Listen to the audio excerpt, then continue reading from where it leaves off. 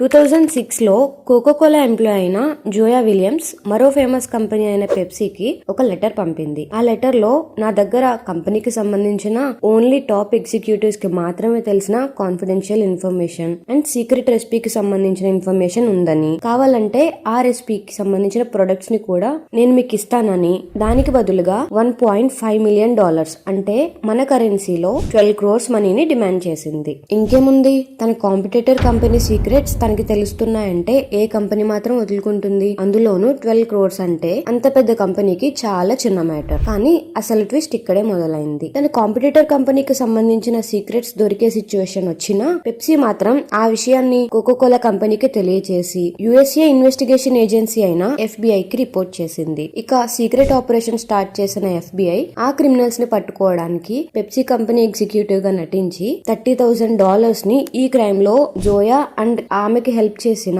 Ibrahim డిమ్సన్, Edmund డుహానీలకు అందజేసి కోకోకోలాకి సంబంధించిన files అలాగే సీక్రెట్ రెసిపీ ఉన్న చిన్న బాటిల్ ని వాళ్ళ నుంచి సేఫ్ గా తీసుకొని అండర్ కవర్ ఆపరేషన్ పూర్తయ్యేలోగా ఆ ముగ్గురిని అరెస్ట్ చేశారు.